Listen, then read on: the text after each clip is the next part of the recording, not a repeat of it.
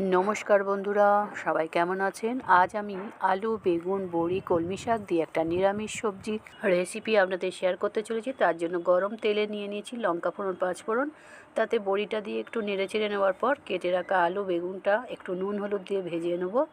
হালকা করে চাপা দিয়ে দেবো লো ফ্লেমে। তারপর তাতে দিয়ে দেবো জিরে গুঁড়ো আর বেটে রাখা পোস্ত, সর্ষে, কাঁচা লঙ্কা, আদা, সামান্য লঙ্কা গুঁড়ো দিয়ে ভালো করে নেড়েচেড়ে অল্প পরিমাণে 1 কাপের মতো জল দিয়ে দেবো। তারপরে আমি শাকটাকে তুলে দেবো।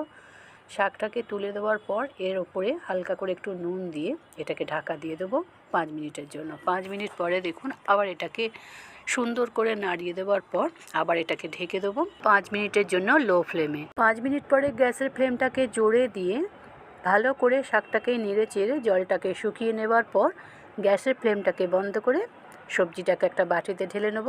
আমার এই রেসিপিটা আপনাদের কেমন লাগলো, আপনারাই বা কেমন করে বানান, কমেন্ট করে জানাবেন। আজ এই পর্যন্ত। সুস্থ